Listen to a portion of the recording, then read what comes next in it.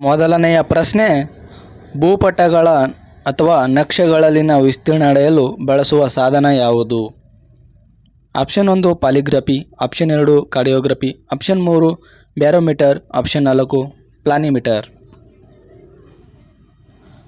ಭೂಪಟಗಳ ಅಥವಾ ನಕ್ಷೆಗಳಲ್ಲಿನ ವಿಸ್ತೀರ್ಣ ಅಳೆಯಲು ಬಳಸುವ ಸಾಧನ ಯಾವುದಪ್ಪ ಅಂತಂದರೆ ಪ್ಲಾನಿಮೀಟರ್. ಆಪ್ಷನ್ 4 ಸರಿಯಾದಂಥ ಉತ್ತರ.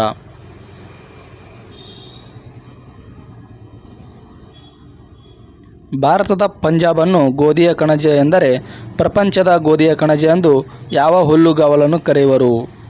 Downs, savanna, prairie, pampas.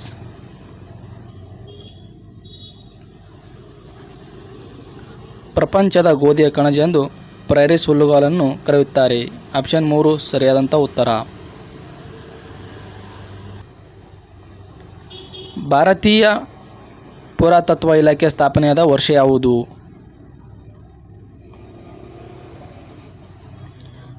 ಭಾರತೀಯ ಪುರಾತತ್ವ ಇಲಾಖೆ ಸ್ಥಾಪನೆಯಾದ ವರ್ಷ 1894. ಆಪ್ಷನ್ 1 ಸರಿಯಾದಂಥ ಉತ್ತರ.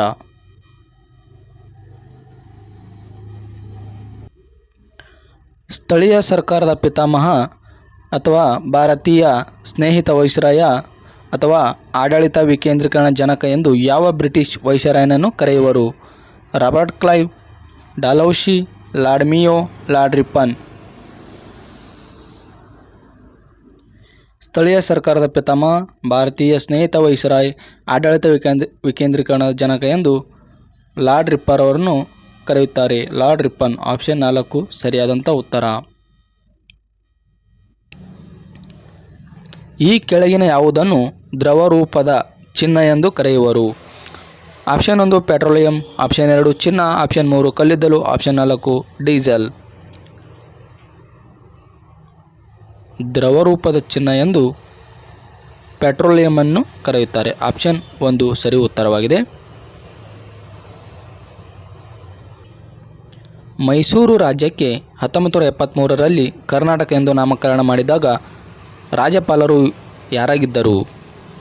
ಮೋಹನ್ ಲಾಲ್ ಸುಖಾಡಿಯಾ, ಜಯ ಚಾಮರಾಜ ಒಡೆಯರ್, ಖುರ್ಷಿದ್ ಅಲಂ ಖಾನ್, ವಿ.ಎಸ್. ರಮಾದೇವಿ.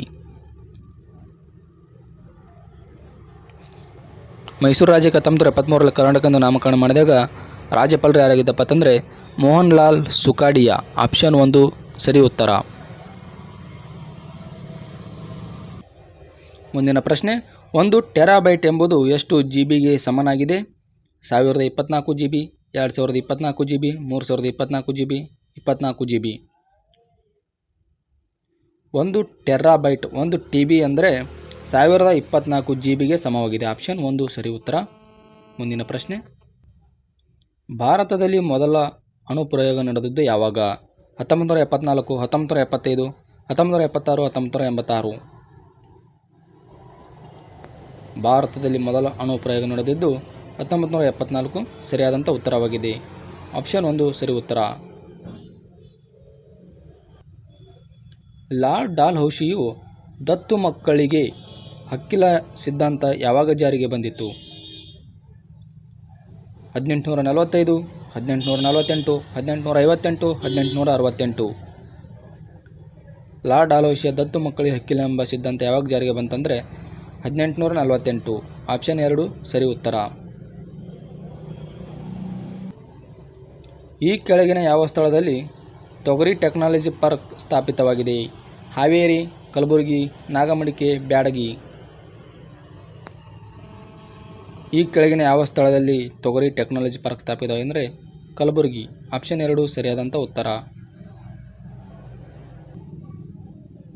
ಈ ಕೆಳಗಿನ ಯಾವ ರಾಜ್ಯದಲ್ಲಿ ವಿಧಾನ ಪರಿಷತ್ ಅಸ್ತಿತ್ವದಲ್ಲಿಲ್ಲ? ಕರ್ನಾಟಕ, ಉತ್ತರ ಪ್ರದೇಶ, ಮಹಾರಾಷ್ಟ್ರ, ತಮಿಳುನಾಡು.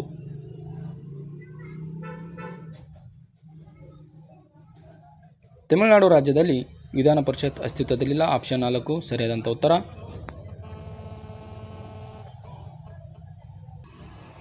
ಈ ಕೆಳಗಿನ ಯಾರನ್ನು ಭಾರತದ ನಾಗರಿಕ ಸೇವೆಗಳ ಪಿತಾಮಹ ಎನ್ನುವರು? Lord Cornwallis, lord canning, lord Wellesley, Robert Clive. ಸರಿಯಾದಂಥ ಉತ್ತರ ಆಪ್ಷನ್ 1 ಲಾರ್ಡ್ ಕಾರ್ನ್ವಾಲಿಸ್ ರವರನ್ನು ಭಾರತ ನಾಗರಿಕ ಸೇವೆಗಳ ಪಿತಾಮಹ ಎನ್ನುವರು.